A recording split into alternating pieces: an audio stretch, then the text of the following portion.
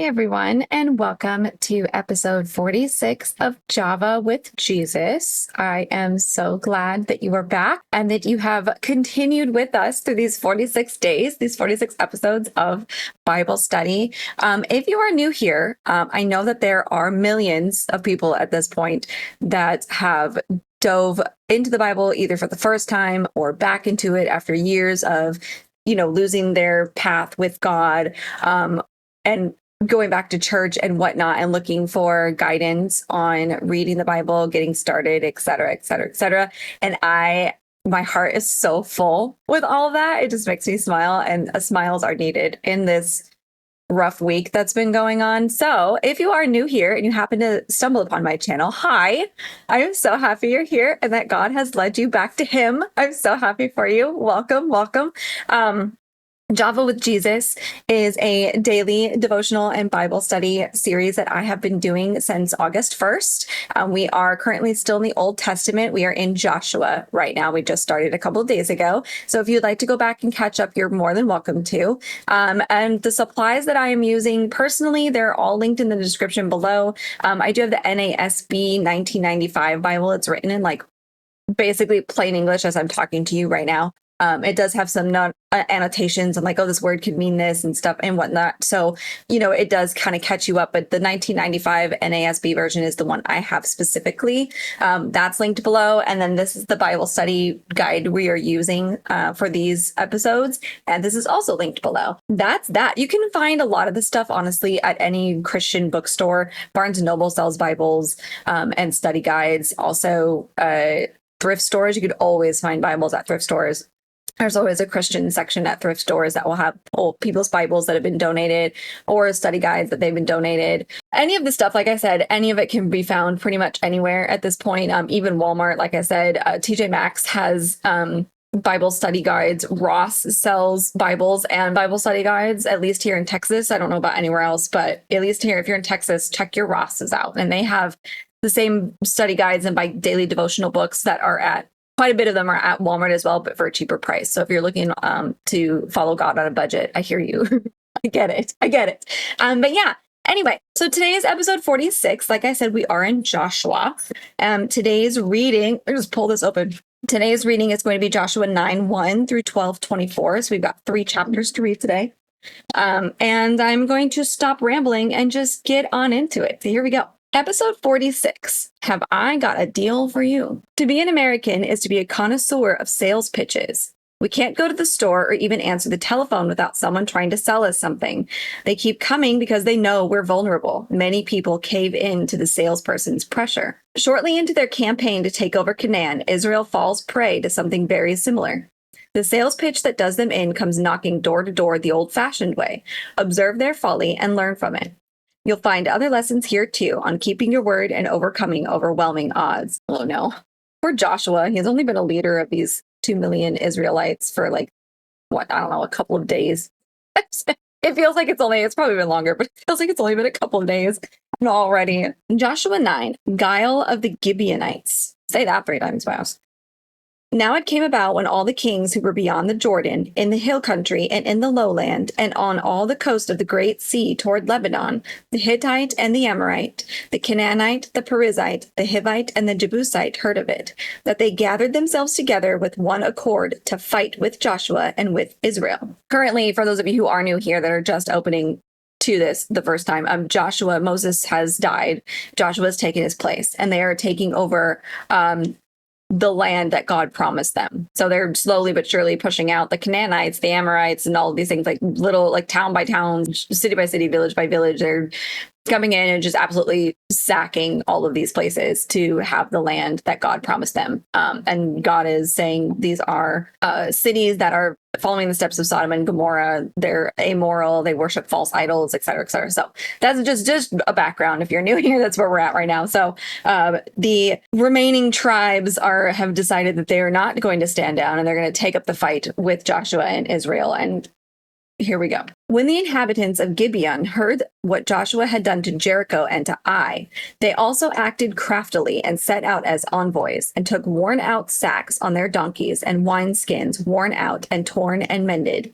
and worn out and patched sandals on their feet, and worn out clothes on themselves, and all the bread of their provision was dry and had become crumbled. They went to Joshua to the camp at Gilgal and said to him and to the men of Israel, "We have come from a far country. Now therefore make a covenant with us." The men of Israel said to the Hivites, "Perhaps you are living within our land. How then shall we make a covenant with you?" But they said to Joshua, "We are your servants." Then Joshua said to them, "Who are you, and where do you come from?" They said to him, "Your servants have come from a very far country because of the fame of the Lord your God. For we have heard the report of him and all that he did in Egypt, and all that he did to the two kings of the Amorites who were beyond the Jordan, to Sihon, king of Heshbon, and to Og, king of Bashan, who was at Ashtaroth.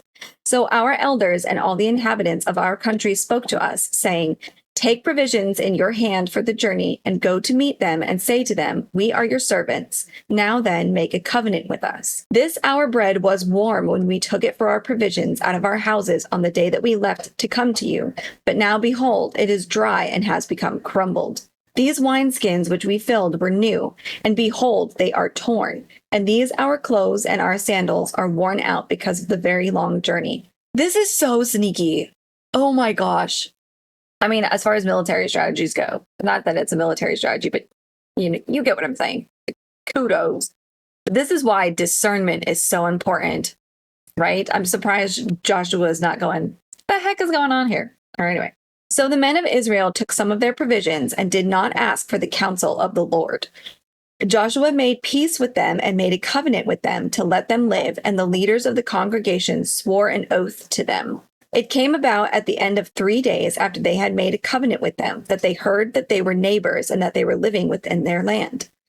Then the sons of Israel set out and came to their cities on the 3rd day. Now their cities were Gibeon and Chephirah and Beeroth and Kiriath Jearim. The sons of Israel did not strike them because the leaders of the congregation had sworn to them by the Lord the God of Israel. And the whole congregation grumbled against the leaders. But all the leaders said to the whole congregation, "We have sworn to them by the Lord, the God of Israel, and now we cannot touch them.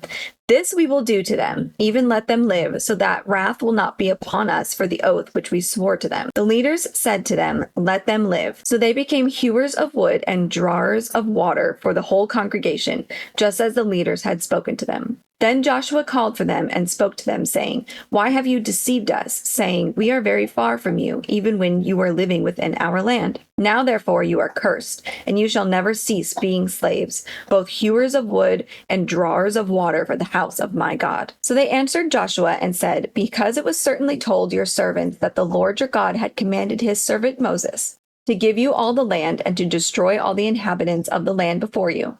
Therefore we feared greatly for our lives because of you, and have done this thing.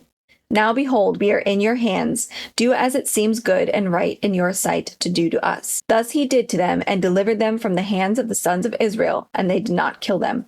But Joshua made them that day hewers of wood and drawers of water for the congregation and for the altar of the Lord to this day in the place which he would choose. You have to talk to God about new people in your life, is the lesson here. Okay? Discernment, friends, discernment. Joshua 10, 5 kings attack Gibeon. Now it came about when Adoni-Zedek, king of Jerusalem, heard that Joshua had captured Ai and had utterly destroyed it, just as he had done to Jericho and its king, so he had done to Ai and its king, and that the inhabitants of Gibeon had made peace with Israel and were within their land, that he feared greatly, because Gibeon was a great city, like one of the royal cities, and because it was greater than Ai, and all its men were mighty. Therefore Adoni-Zedek, king of Jerusalem, sent word to Hoham, king of Hebron, and to Piram, king of Jarmuth, and to Japhia, king of Lachish, and to Debir, king of Eglon, saying, "Come up to me and help me, and let us attack Gibeon, for it has made peace with Joshua and with the sons of Israel." So the 5 kings of the Amorites, the king of Jerusalem, the king of Hebron, the king of Jarmuth, the king of Lachish, and the king of Eglon, gathered together and went up, they with all their armies, and camped by Gibeon and fought against it. Then the men of Gibeon sent word to Joshua to the camp at Gilgal, saying, "Do not abandon your servants. Come up to us quickly and save us and help us, for all the kings of the Amorites that live in the hill country have assembled against us." So Joshua went up from Gilgal, he and all the people of war with him, and all the valiant warriors. The Lord said to Joshua, "Do not fear them, for I have given them into your hands. Not one of them shall stand before you." So Joshua came upon them suddenly by marching all night from Gilgal. And the Lord confronted them before Israel, and he slew them with a great slaughter at Gibeon, and pursued them by the way of the ascent of Beth Horon, and struck them as far as Azekah and Makkedah. As they fled from before Israel, while they were at the descent of Beth Horon, the Lord threw large stones from heaven on them as far as Azekah, and they died. There were more who died from the hailstones than those whom the sons of Israel killed with the sword. Then Joshua spoke to the Lord in the day when the Lord delivered up the Amorites before the sons of Israel, and he said in the sight of Israel, "O sun, stand still at Gibeon, and O moon in the valley of Aijalon." So the sun stood still and the moon stopped until the nation avenged themselves of their enemies. Is it not written in the book of Jashar? And the sun stopped in the middle of the sky and did not hasten to go down for about a whole day. There was no day like that before it or after it, when the Lord listened to the voice of a man, for the Lord fought for Israel. Then Joshua and all Israel with him returned to the camp to Gilgal. Now these 5 kings had fled and hidden themselves in the cave at Makkedah. It was told Joshua, saying, "The 5 kings have been found hidden in the cave at Makkedah." Joshua said, "Roll large stones against the mouth of the cave, and assign men by it to guard them. But do not stay there yourselves. Pursue your enemies and attack them in the rear. Do not allow them to enter their cities, for the Lord your God has delivered them into your hand." It came about when Joshua and the sons of Israel had finished slaying them with a very great slaughter, until they were destroyed, and the survivors who remained of them had entered the fortified cities, that all the people returned to the camp to Joshua at Makkedah in peace. No one uttered a word against any of the sons of Israel. Then Joshua said, "Open the mouth of the cave and bring these 5 kings out to me from the cave." They did so and brought these 5 kings out to him from the cave: the king of Jerusalem, the king of Hebron, the king of Jarmuth, the king of Lachish, and the king of Eglon. When they brought these kings out to Joshua, Joshua called for all the men of Israel and said to the chiefs of the men of war who had gone with him, "Come near, put your feet on the necks of these kings." So they came near and put their feet on their necks. Joshua then said to them, "Do not fear or be dismayed. Be strong and courageous, for thus the Lord will do to all your enemies with whom you fight." So afterward Joshua struck them and put them to death, and he hanged them on 5 trees, and they hung on the trees until evening. It came about at sunset that Joshua gave a command, and they took them down from the trees and threw them into the cave where they had hidden themselves, and put large stones over the mouth of the cave to this very day. Now Joshua captured Makkedah on that day, and struck it and its king with the edge of the sword. He utterly destroyed it and every person who was in it. He left no survivor. Thus he did to the king of Makkedah, just as he had done to the king of Jericho. Then Joshua and all Israel with him passed on from Makkedah to Libnah, and fought against Libnah. The Lord gave it also with its king into the hands of Israel, and he struck it and every person who was in it with the edge of the sword. He left no survivor in it. Thus he did to its king, just as he had done to the king of Jericho. And Joshua and all Israel with him passed on from Libnah to Lachish, and they camped by it and fought against it. The Lord gave Lachish into the hands of Israel, and he captured it on the 2nd day, and struck it and every person who was in it with the edge of the sword, according to all that he had done to Libnah. Then Horam, king of Gezer, came up to help Lachish, and Joshua defeated him and his people until he had left him no survivor. And Joshua and all Israel with him passed on from Lachish to Eglon, and they camped by it and fought against it. They captured it on that day and struck it with the edge of the sword, and he utterly destroyed that day every person who was in it, according to all that he had done to Lachish. Then Joshua and all Israel with him went up from Eglon to Hebron, and they fought against it.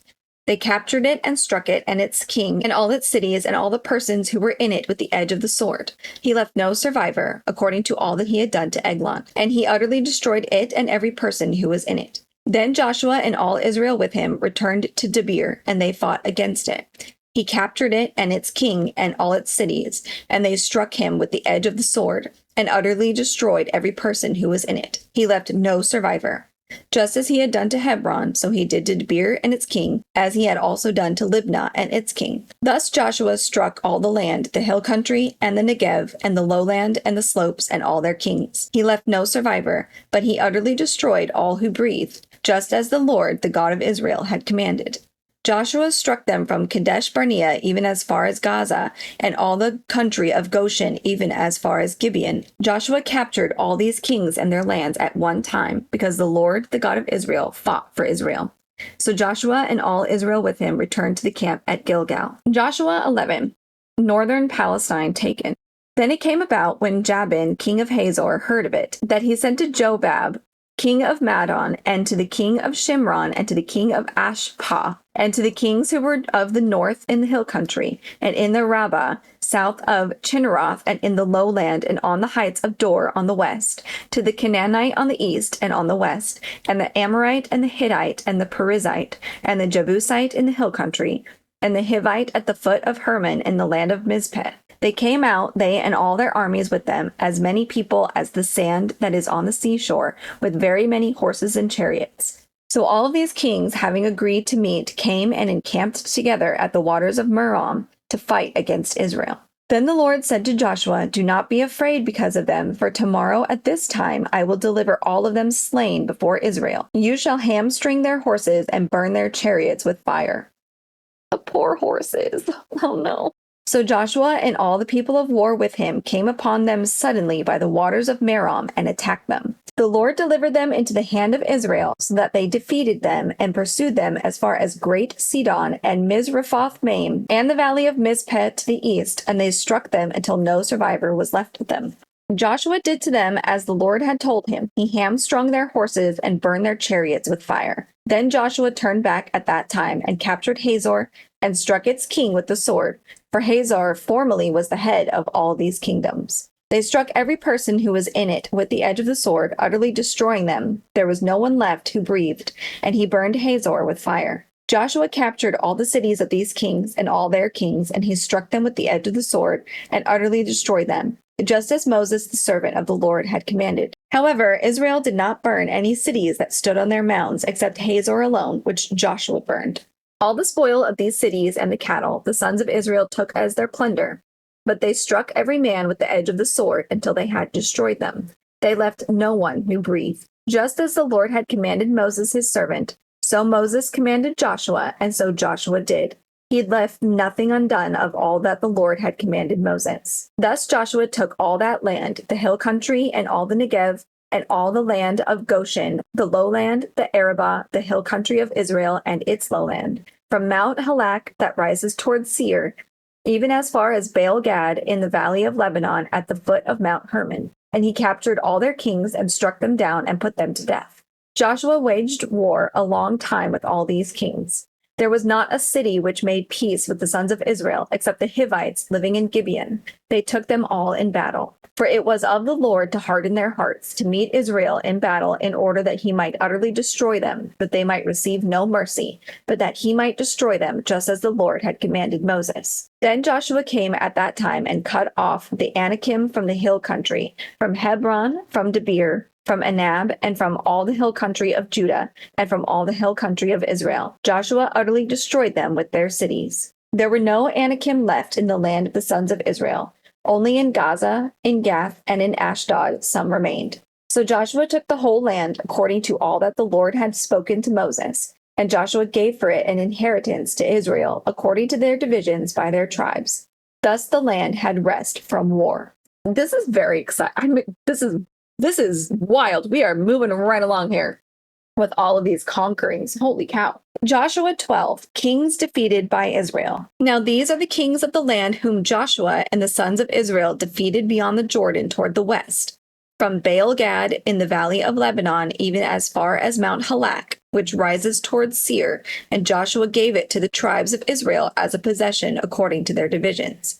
In the hill country, in the lowland, in the Arabah, on the slopes, and in the wilderness, and in the Negev, the Hittite, the Amorite, the Canaanite, the Perizzite, the Hivite, and the Jebusite, the king of Jericho, the king of Ai, which is beside Bethel, the king of Jerusalem, the king of Hebron, the king of Jarmuth, the king of Lachish, the king of Eglon, the king of Gezer, the king of Debir, the king of Gader, the king of Hormah, the king of Arad, the king of Libnah, the king of Adullam, the king of Makkedah, the king of Bethel, the king of Tappuah, the king of Hepher, the king of Aphek, the king of Lasharon, the king of Madon, the king of Hazor, the king of Shimron-Meron, the king of Ashpa, the king of Tanakh, the king of Megiddo, the king of Kadesh, the king of Jokneam in Carmel, the king of Dor in the heights of Dor, the king of Goyim in Gilgal, and the king of Tirzah. In all, 31 kings. 31 kings were destroyed by Joshua and Israel, and they took all their land. That is crazy. Israel's leaders got fooled. When they sampled these men's provisions, they saw that the bread was dry and moldy, the wineskins cracked, and the clothes and sandals worn out. But they did not see through the deception. After the promise had been made and the treaty ratified, the facts came out. Israel's leaders had been deceived. God had told Israel to make no treaties with the inhabitants of Canaan. As a strategist, Joshua knew enough to talk to God before leading his troops into battle. But the peace treaty seemed innocent enough, so Joshua and the leaders made this decision on their own. By failing to seek God's guidance and wisdom and rushing ahead with their own plans, they had to deal with angry people and an awkward alliance. Take the time, have the courage to consult God before making important decisions, especially when those decisions affect others.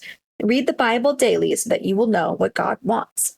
That's a very valid point, actually. I know I could hear somebody already being like, well, but they looked poor and they looked sad and downtrodden, and we're called to help those people. And so, it's okay that Joshua did that, which you're not necessarily wrong. But also, they have been told multiple times by God that they are not to make any deals with these people because they are so far gone and so far corrupt in their ways that anybody left alive or anybody that they make a deal with, et cetera, is going to be an influence, a terrible influence on the people of Israel. And God's like, no, we'll take their cattle, we'll take their spoils. That's fine. Obviously we're going to need cattle. We got a lot of land and all that stuff, but no, nobody's going to be left alive. You're not going to make any treaties. We're not going to do anything with these people.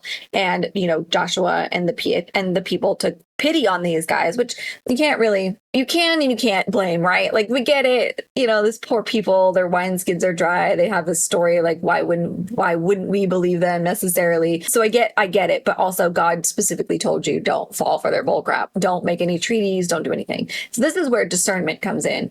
It is what people talk about when they say, oh, well, I have discernment, that little like feeling in the back of your head or in the pit of your stomach. Us girlies, though, as women, our intuitions, we're pretty, you're like,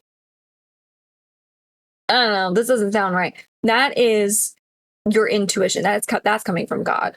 Like, no, wait a minute. And so when you meet new people, when you have somebody that sounds maybe too good to be true in a way, or is telling you the right story to get in your graces or to be a part of this or whatever, you guys know. That's when you go to God and say, listen, give me discernment, Lord, like give me discernment about these people, about this person, about this situation. And he will tell you, and he may not be like, don't do that, but he'll give you, your intuition, your gut. You'll feel sick. You'll feel like nervous. You'll feel uncomfortable. You'll feel, no, not doing this. You know what I mean? That was a good one. I mean, it ended up working out. Well, I'm going to say this prematurely, probably. We don't know that it's going to end up working out because now that they've let these people live, like, yeah, sure, we have extra people, that we could take into battle, which was nice. But I don't think that that's going to end well. Honestly, I really just don't. We shall see, though. I think it's going to come around and bite them in the booty. I hope not, but I have a feeling it's going to. It'll be interesting to see what tomorrow brings us. Thank you guys so much for hanging out. We always end these with a quick prayer, so just bow your heads with me for one moment. Dear Heavenly Father, thank you so much, God, for being with us on this Bible study and reading of your word today. God, I ask that you bless everybody that is listening in right now, and especially those who are new to the faith. God, you are well aware, and I know you all are rejoicing up there in heaven. I can see everybody dancing around now of all the millions of people that have picked up a Bible for the first time in their lives or in a long time, and have gone to church for the first time in their lives or in a long time to be closer to you after everything that happened last week. God, I pray that they stay strong in their faith this time around and don't wander away from you again. God, I pray that they are finding people that are good good people and not deceivers, and that they are getting discernment about the people and the places and the things around them that are deceiving them, and that they open their hearts fully to you and continue to do so for the rest of their lives. Thank you, God, so much for everything you have done for me and for everything that you have done for the people listening and watching right now. In Jesus' name, amen. And that's that. We will see you guys tomorrow for episode 47.